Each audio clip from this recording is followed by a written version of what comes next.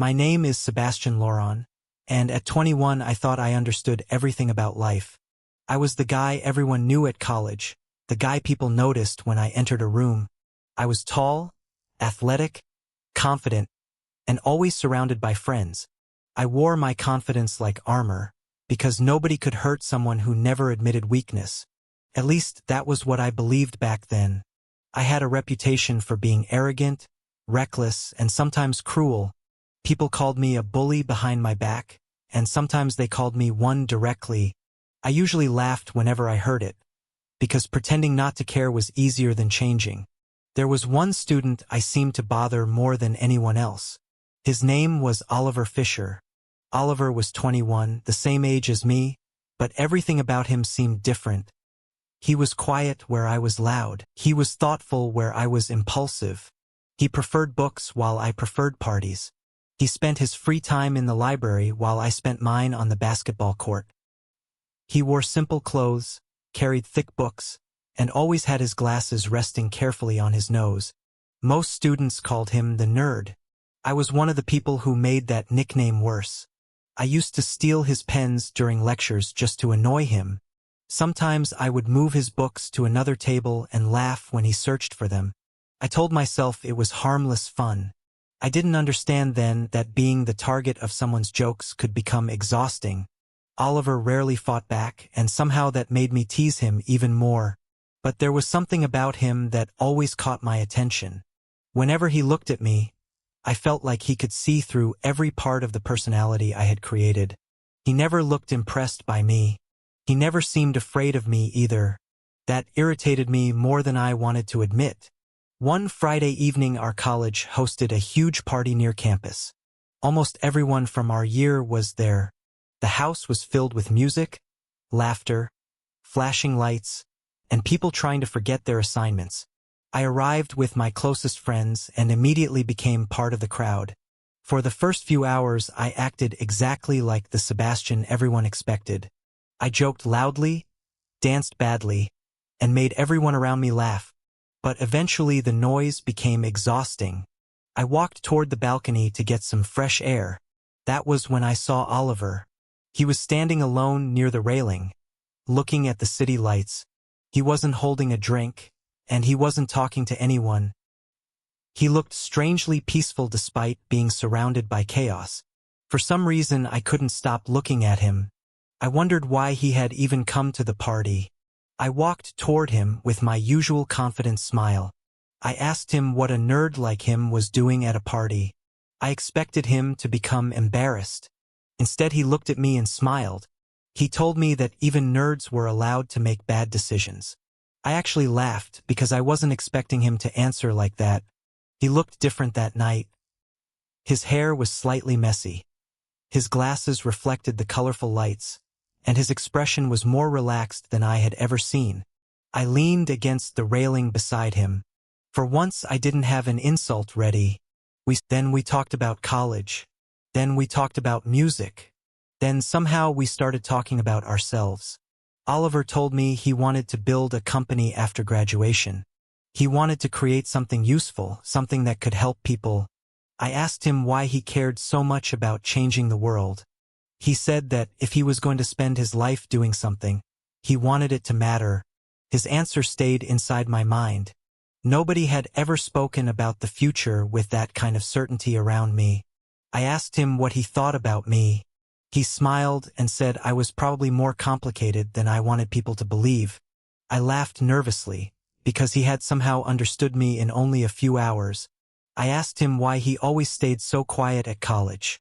He told me that he didn't enjoy wasting words on people who didn't listen. I realized he was talking about me. Instead of becoming angry, I found myself smiling. For the first time, I enjoyed talking to the person I had spent so much time teasing. The party became louder as the night continued.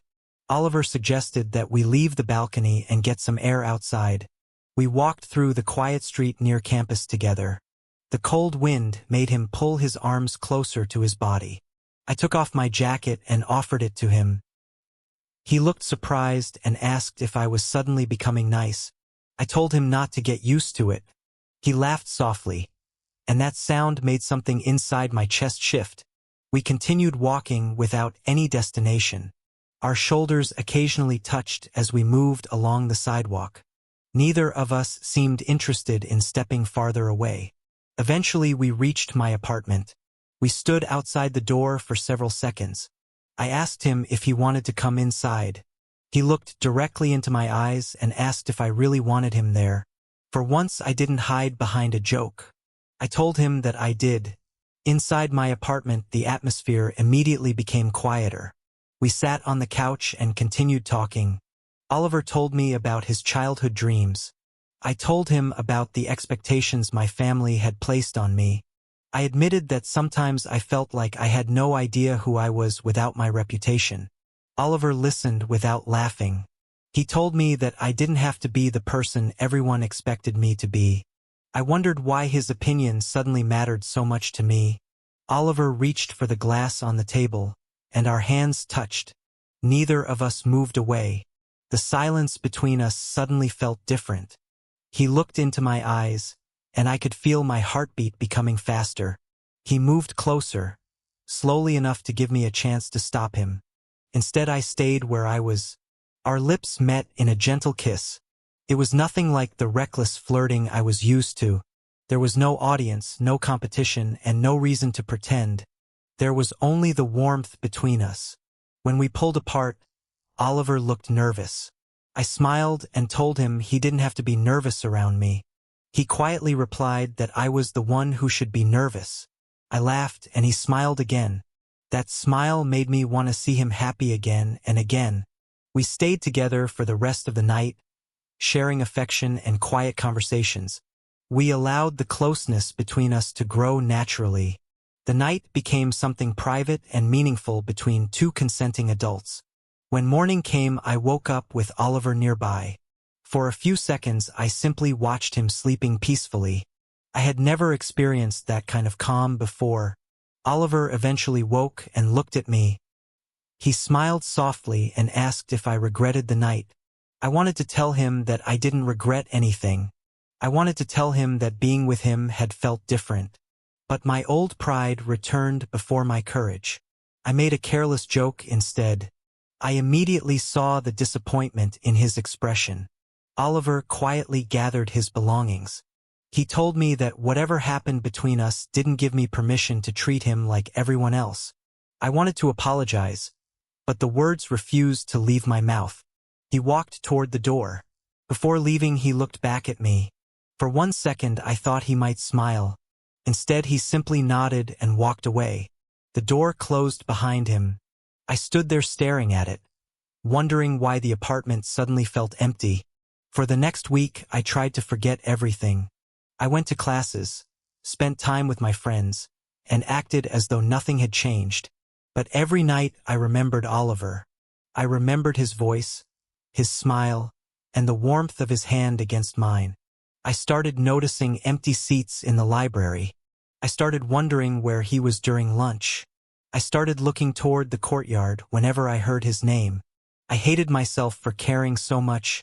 Then I learned that Oliver had been away handling paperwork for a transfer. My friend casually mentioned that he would officially join our college the following Monday. My heart immediately started beating faster. I told myself that his return meant nothing. Monday morning arrived. I walked through the college courtyard surrounded by hundreds of students. Then I heard a familiar voice behind me. I turned around. Oliver was standing there with his backpack over one shoulder and several books in his arms. Our eyes met. For one brief moment, everything around me seemed to disappear. I smiled without thinking. Oliver gave me a polite nod. Then he walked straight past me. He didn't stop. He didn't smile. He didn't look back. I stood there watching him disappear into the crowd. For the first time in my life, I understood what it felt like to be ignored by someone whose attention I desperately wanted. I had spent years making people afraid of me. But Oliver wasn't afraid anymore. He had every reason not to trust me. And suddenly I knew that if I wanted him in my life, I couldn't demand his forgiveness. I would have to earn it. I would have to prove that the person he saw that morning wasn't the same Sebastian he had known before. And as I watched him disappear through the college doors, I realized something that frightened me more than anything else. I was already falling in love with him. The first thing I learned about loving Oliver was that wanting him was not enough. I had spent years getting whatever I wanted through confidence, pressure, or charm, but Oliver wasn't impressed by any of those things anymore. He had already seen the worst version of me, and now I had to show him something better. The Monday after his return felt strangely different. Every hallway seemed smaller because I knew Oliver was somewhere inside the building. I spotted him outside the lecture hall, surrounded by books and notes. He was speaking with another student, smiling softly.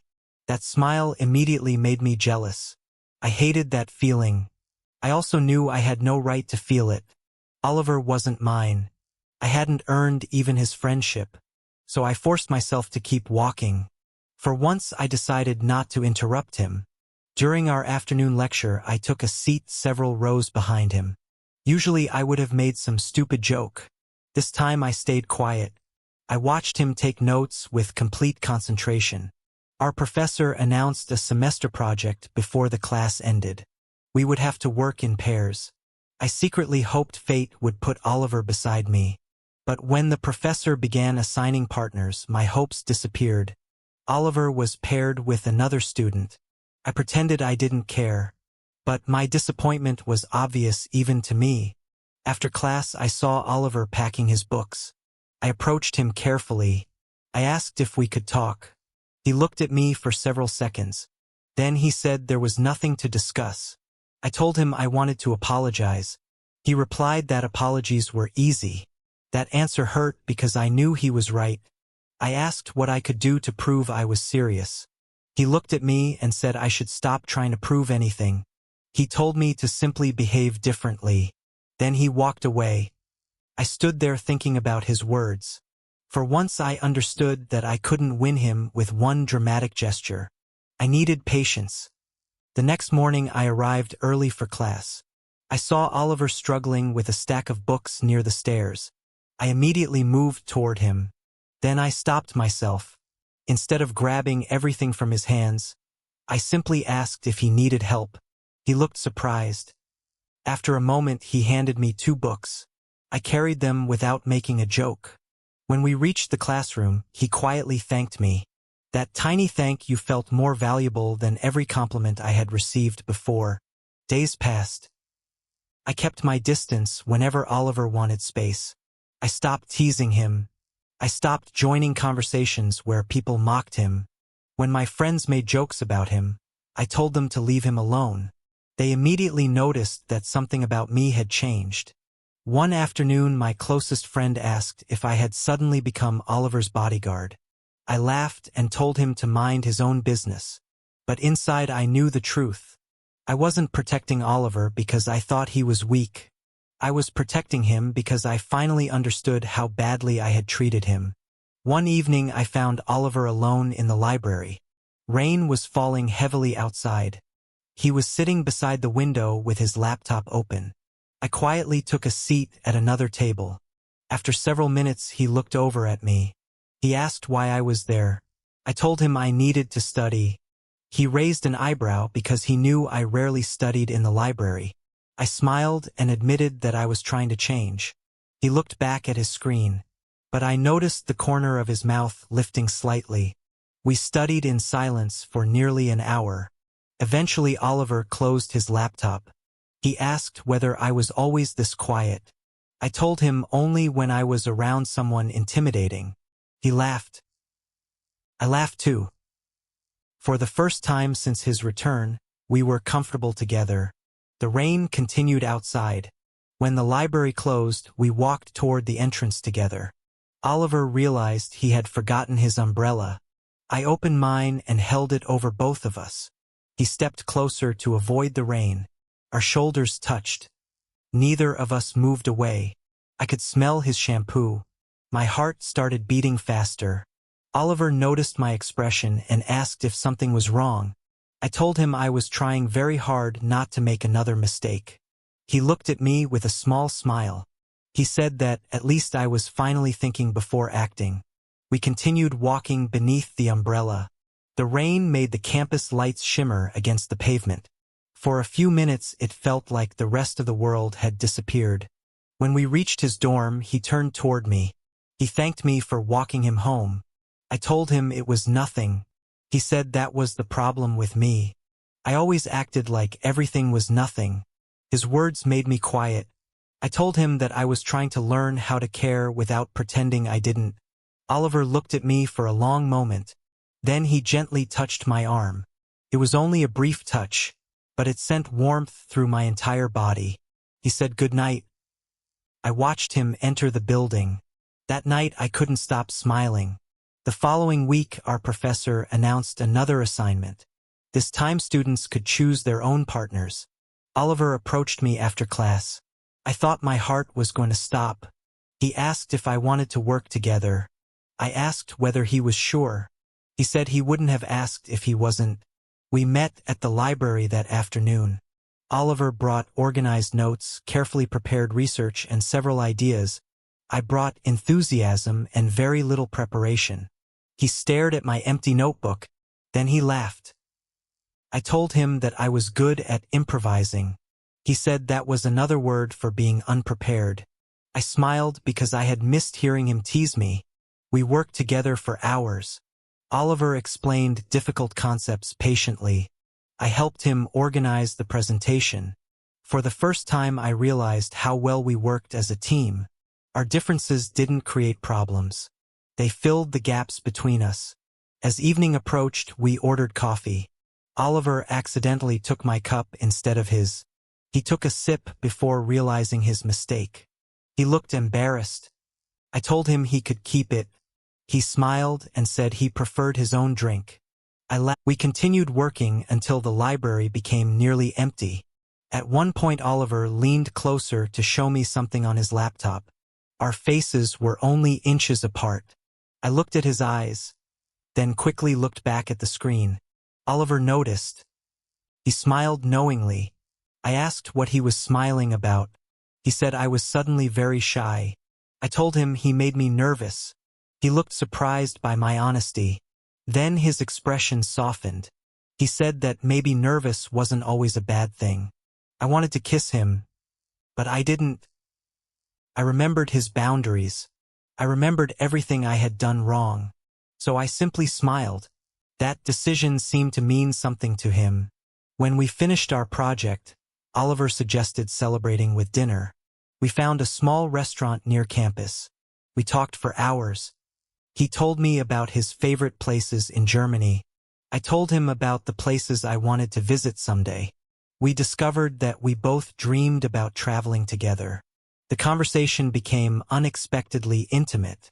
Oliver asked if I still regretted what happened between us that night. I looked into his eyes and told him I regretted only the way I behaved afterward. I told him that the night itself had shown me something important. He asked what that was. I said that being with him made me want to become a better man. Oliver became quiet. Then he reached across the table and touched my hand. He didn't say anything. He simply left his hand there for a few seconds. That small gesture meant more to me than any declaration could have. When we left the restaurant, the night air was cool. We walked slowly toward campus. Oliver stopped beneath a street lamp. He looked at me and said he still didn't completely trust me. I told him I understood. He said he wasn't ready to call us anything. I told him I wasn't asking him to. He smiled. Then he stepped closer and Oliver pulled away before I could react. He told me good night and walked toward his dorm. I stood beneath the street lamp with the biggest smile of my life. For the first time I understood that love wasn't about taking someone into your life. It was about becoming someone they could safely choose. And Oliver had just given me the smallest choice imaginable. A chance. I knew it would take time. I knew there would be mistakes ahead. I knew Oliver wouldn't forgive me simply because I loved him. But as I walked home that night, I made myself one promise. I would never stop proving that the boy who had once bullied him was gone. And the man standing in his place would spend however long it took earning Oliver's heart. I thought Oliver's kiss on my cheek meant I had finally earned his trust. I was wrong. It was only the beginning. For the next few weeks, Oliver and I became closer. We studied together almost every afternoon. We shared coffee before lectures. Sometimes we walked around campus after sunset. And occasionally Oliver would smile at me for no reason. Those moments became the best parts of my day. I started changing in ways I never expected. I stopped caring about being the loudest person in every room. I stopped chasing attention. I started listening more. And most importantly, I started thinking about how my actions affected other people. My friends noticed the difference immediately. One afternoon, my friend Marcus asked if I had finally become responsible. I laughed and told him I was trying. He asked if Oliver was the reason. I didn't answer. My silence told him everything. Oliver and I still hadn't officially called ourselves a couple. He wanted time. I respected that. Sometimes I wanted to hold his hand in public. But I waited until he reached for mine first. Sometimes I wanted to kiss him. But I waited for him to move closer. I was learning that affection meant nothing without trust. One evening we sat together in the library. Oliver was reading while I pretended to study. I kept looking at him instead of my notes. He eventually noticed. He asked why I was staring. I told him I liked looking at him. His cheeks became slightly pink. He lowered his eyes and continued reading. I smiled because I had finally learned how easily I could make him blush. When the library closed, we walked outside together. The campus was almost empty. Oliver suddenly reached for my hand. Our fingers intertwined. I looked down at our hands. Then I looked at him. He smiled and said I looked surprised. I told him I was. He asked why. I said because I never thought someone like him would voluntarily hold my hand. Oliver stopped walking. He told me that I wasn't the same person anymore. Those words meant everything to me. I leaned closer and asked if I could kiss him. He nodded.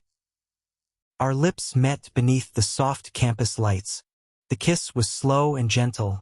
When we pulled apart, Oliver rested his forehead against mine. I closed my eyes. For the first time, I felt completely at peace. Then everything changed the following morning. I walked into the cafeteria and heard several students talking about Oliver. They were laughing about the night we had spent together. Someone had apparently started a rumor about us. My stomach dropped. I immediately looked for Oliver. He was standing near the entrance. He had heard everything. Our eyes met. His expression was hurt. He walked away before I could reach him. I followed him outside. I called his name. He stopped but didn't turn around. He asked whether I had told anyone about us. I said no. He asked if my friends knew. I admitted that one friend had guessed. Oliver turned toward me. He told me he didn't want his private life becoming entertainment for everyone. He said apologies weren't enough this time. He reminded me that my old reputation was exactly why he had been afraid to trust me. I understood why he was angry. I wanted to defend myself, but I knew defending myself wouldn't fix his hurt. I told him I would give him space. He walked away. That afternoon I couldn't concentrate in class. I kept thinking about how easily I could lose him. I realized that loving Oliver meant protecting his dignity even when I wasn't there to defend him. I spoke to my friends and made it clear that nobody was allowed to discuss Oliver or our relationship. Then I confronted the students spreading the rumor. I didn't threaten them. I simply told them that Oliver deserved respect. For the first time, I didn't use fear to control anyone. I used my voice to defend someone else's boundaries. That evening I went to the library. Oliver was sitting at our usual table. He looked exhausted. I didn't sit beside him. I placed a small note on the table. I wrote that I was sorry for making him feel unsafe. I wrote that I wouldn't pressure him to forgive me. Then I walked away. The next morning I found Oliver waiting outside my classroom. He looked nervous. He asked if we could talk. We sat beneath a tree near the old campus building. He told me he believed I hadn't betrayed him. I thanked him for believing me. He said he was still hurt. I told him he had every right to be. He asked why I cared so much about him. I looked into his eyes. I told him because he was the first person who made me want to become someone better. Oliver looked down. His eyes became wet. He admitted that he was scared of falling for me. I told him I was scared too. He asked what scared me. I said losing him after finally realizing how much he meant to me. Oliver slowly reached for my hand. I held it gently. He told me he wasn't ready to forget everything I had done. I said I didn't want him to forget. I wanted him to see that I could learn from it. He smiled through his tears. Then he leaned against my shoulder. I wrapped my arm around him. We stayed like that without speaking. The silence felt peaceful. Later that week, we began spending time together again. Oliver slowly became more comfortable around me. We started sharing small romantic moments. He would rest his head on my shoulder during movies. I would bring him coffee before morning lectures. Sometimes we would walk hand in hand across campus. And sometimes we would simply sit together without saying anything. I learned that love wasn't always dramatic. Sometimes love was remembering how someone liked their coffee. Sometimes it was waiting outside a classroom because they had a difficult exam. Sometimes it was listening when they needed to complain. And sometimes it was simply staying. One evening Oliver invited me to his dorm room. He showed me photographs from his childhood. We laughed at old pictures. He showed me a photograph of himself wearing an oversized school uniform. I told him he looked adorable. He threw a pillow at me. I laughed until my stomach hurt. Eventually we sat beside each other on the bed. Oliver looked at me quietly. He asked whether I still wanted him. I told him I wanted more than that. I wanted his trust, his friendship, his dreams, and eventually a future together. He smiled softly. Then he kissed me. This time there was no hesitation. His hands rested gently against my shoulders. My heart raced as I held him close. When we pulled apart, he whispered that he was beginning to believe me. I told him I would keep proving myself. He rested his forehead against mine. I kissed his forehead and held him close. That night we talked about graduation. We talked about our dreams. Oliver reminded me about his idea for a company. I told him that maybe we could build it together someday. He looked at me with surprise. Then he smiled and said maybe. I didn't know it then, but that tiny word would eventually become the foundation of our future. Our final college years were beginning to disappear faster than we realized. We still had exams, assignments, arguments, and difficult days ahead. But now we had something stronger than attraction. We had trust that was slowly being rebuilt. And as I held Oliver's hand that evening, I knew the biggest challenge of my life wasn't winning him over. It was becoming the kind of man who deserved to stand beside him. By the time our final year of college began, Oliver and I had become inseparable. We still had separate lives, separate dreams, and separate personalities. But somehow everything felt better whenever we faced it together. I had changed more than I ever imagined possible. The arrogant guy who once needed everyone to notice him had slowly disappeared. Oliver never demanded that I change. He simply showed me what it meant to care about another person. Our mornings became simple and beautiful. I would wait outside his dorm with 2 coffees. He would pretend to be annoyed that I woke him early. Then he would secretly smile when I handed him his favorite drink. Sometimes we walked to class holding hands. Sometimes Oliver would lean against my shoulder while we waited for lectures. And sometimes we simply sat together without speaking. Those quiet moments became my favorite memories. Our final semester arrived faster than either of us expected. Everyone was preparing for graduation. The campus was filled with excitement, but Oliver and I were thinking about what would happen afterward.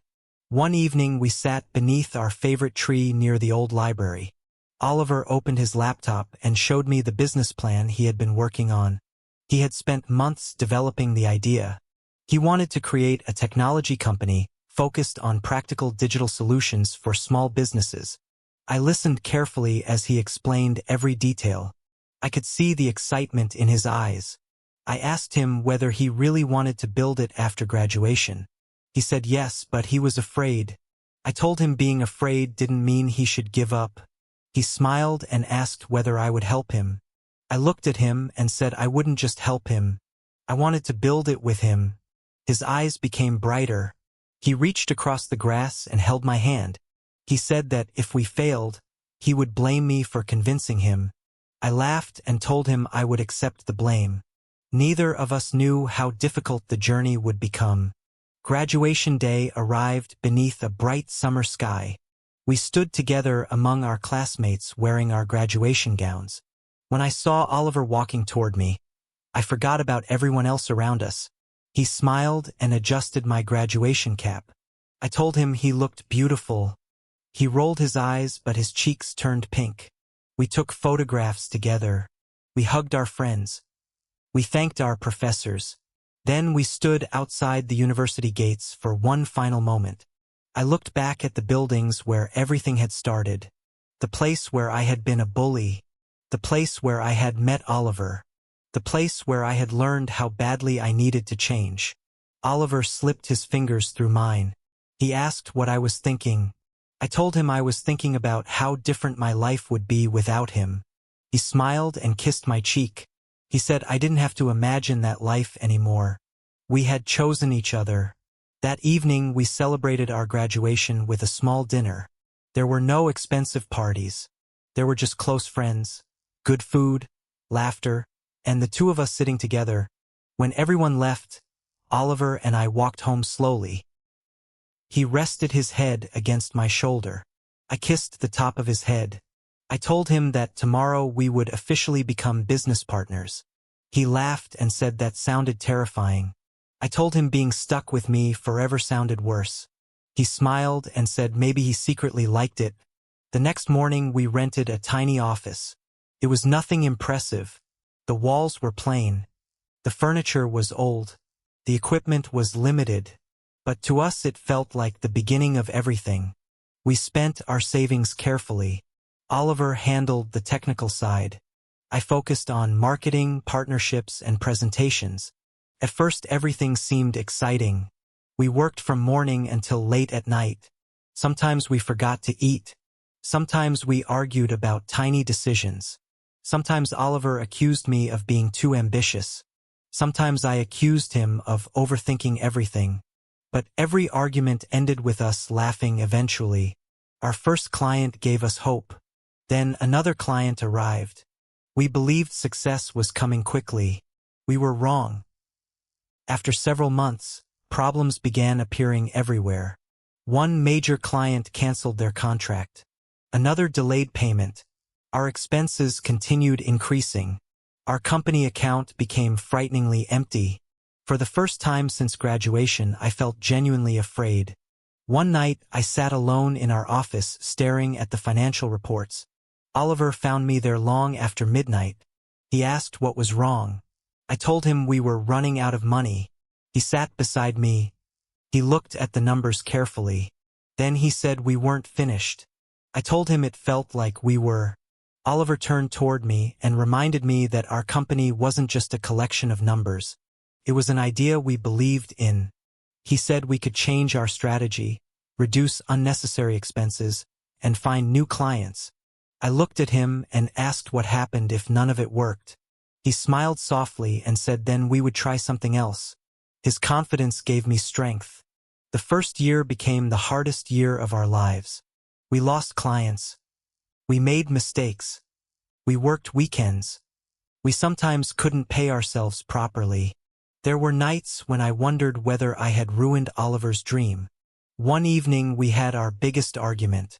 I told him maybe we should close the company before we lost everything. Oliver became silent. Then he asked whether I really believed we couldn't succeed. I said I didn't know. He looked hurt. He told me he wasn't afraid of failure. He was afraid that I would give up on us before we had a chance. Those words broke through my anger. I walked toward him. I apologized. He looked at me with tired eyes. I held his hands and told him I was scared because I cared so much. He leaned into me. I wrapped my arms around him. We stood together in our empty office, the city lights shining through the windows. Oliver whispered that we would figure it out together. I kissed his forehead. Then I promised him that I wouldn't run away when things became difficult. The next morning we started again. We redesigned our business strategy. We contacted new clients. We listened to customer feedback. We improved our product. We stopped wasting money on things we didn't need. Slowly something changed. A new client discovered our work and recommended us to another company. That company became our biggest contract yet. Then another opportunity appeared. Then another. Our second year began with cautious optimism.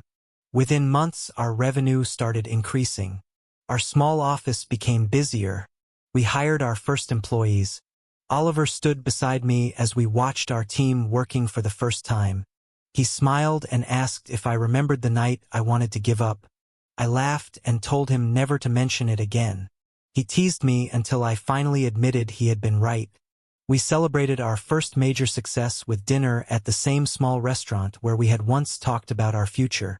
Oliver raised his glass and said that we had survived our first year. I raised mine and said we had only just begun. After dinner, we walked beneath the city lights. Oliver slipped his hand into mine. I looked at him and realized that the person beside me was no longer simply the quiet student I had fallen for.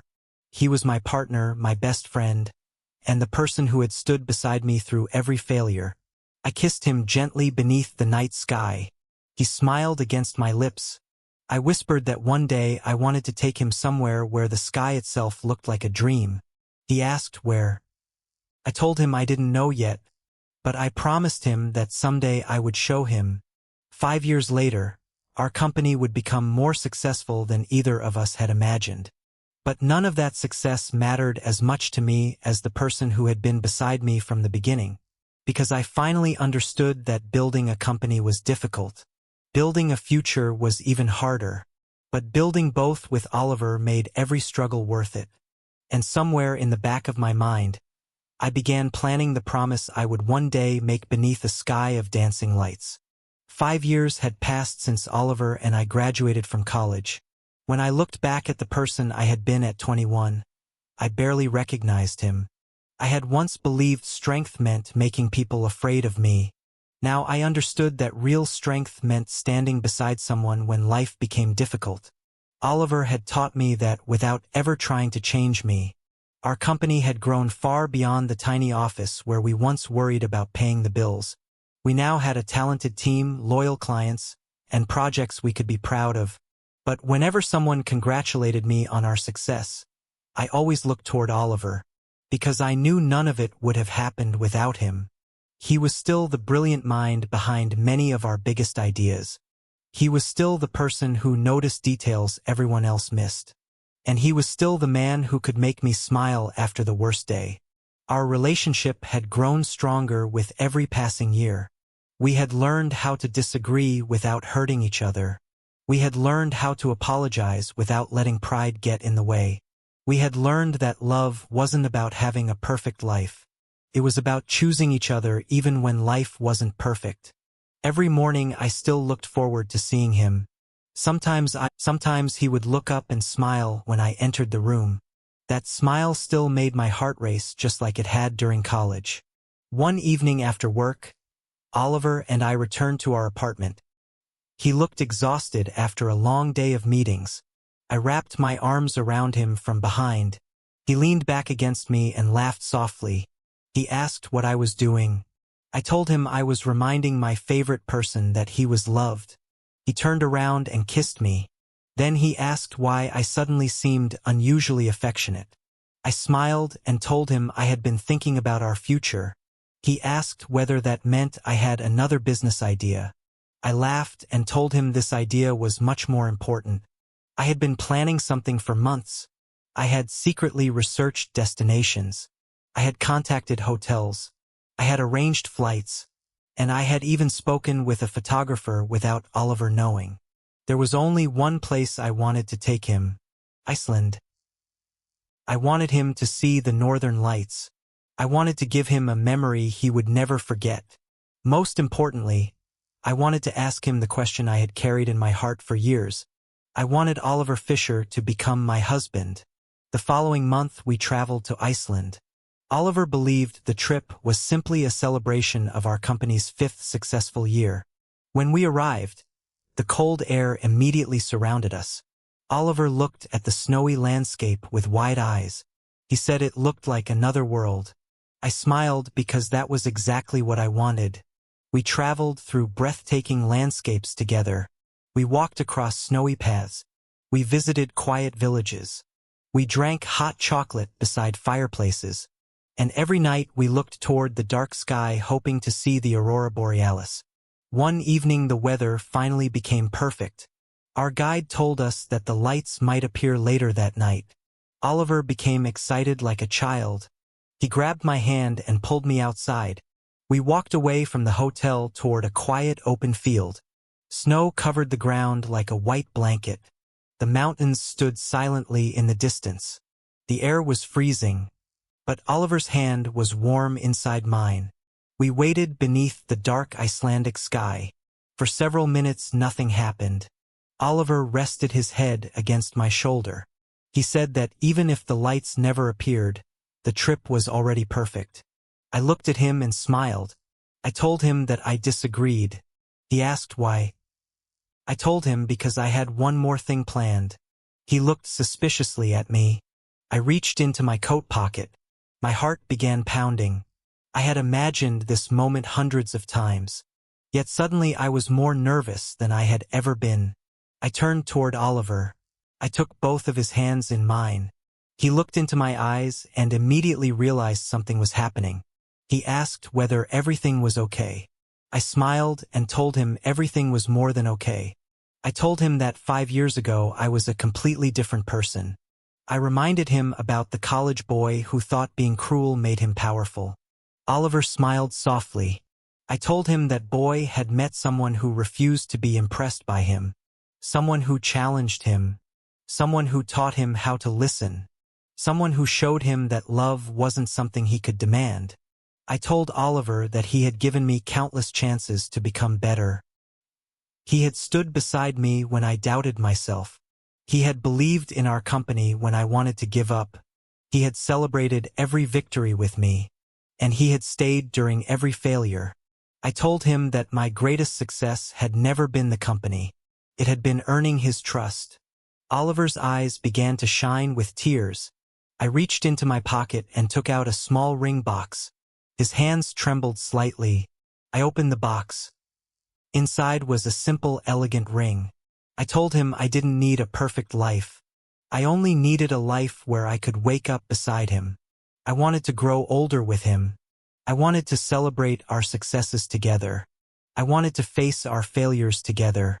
I wanted to travel with him, laugh with him, argue with him, make up with him, and love him for every year that remained. Then I slowly lowered myself onto one knee in the snow. Oliver covered his mouth with one hand. I looked up at him and asked if he would marry me. For several seconds he couldn't speak. Then tears rolled down his cheeks. He laughed through those tears and nodded. He told me yes. The moment he said yes, the sky suddenly began to change. A faint green glow appeared above the mountains. Oliver looked upward. The Aurora Borealis slowly spread across the sky. Green and violet waves danced above us. The entire landscape seemed to glow.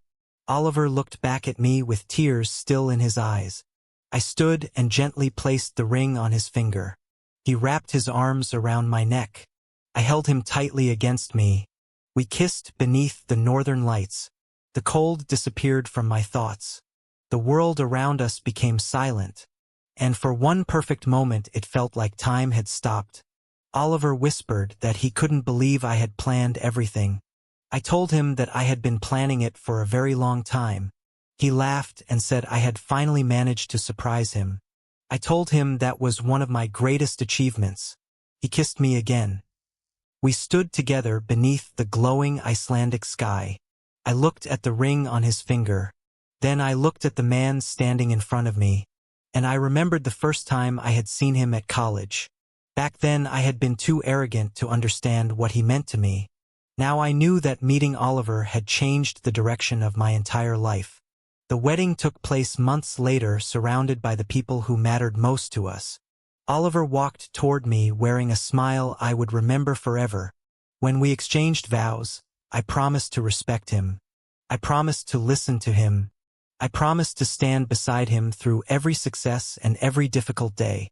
And most importantly, I promised never to become the person I had once been. Oliver promised to keep challenging me to dream bigger. He promised to stand beside me when life became difficult. And he promised to keep choosing me every day. When we finally said our vows, I kissed my husband for the first time. Our friends and family cheered around us. But all I could see was Oliver, the same quiet boy who had once walked past me without looking back. The same person who had forced me to earn his trust. The same person who had become my best friend, my partner, and my home. Years later, our company continued to grow. We traveled whenever we could. We celebrated birthdays together. We built traditions that belonged only to us. Sometimes we returned to Iceland and watched the northern lights together. Whenever the sky began glowing above us, Oliver would reach for my hand. And I would remember the night I asked him to marry me. I used to believe my greatest victory was being admired by everyone. Now I knew my greatest victory was being loved by one person who knew every imperfect part of me. Oliver never forgot who I had been, but he believed in who I had become. And I would spend the rest of my life being worthy of that belief. Our story had started with two people who seemed completely different. A bully who didn't know how to love, and a quiet nerd who refused to accept anything less than respect. Somehow those two people found each other. They struggled. They changed. They failed. They succeeded. And eventually they built a life together. Whenever Oliver asked me whether I regretted anything about our journey, I always gave him the same answer. I regretted the pain I had caused him, but I would never regret meeting him. Because Oliver taught me that love isn't about finding someone perfect. It is about finding someone who inspires you to become better. And beneath that unforgettable Icelandic sky, with his hand in mine and his ring shining beneath the Aurora Borealis, I finally understood that the greatest story of my life had never been about the company we built. It had always been about the boy I once failed to appreciate, the man I learned to love, and the husband I would happily choose for the rest of my life.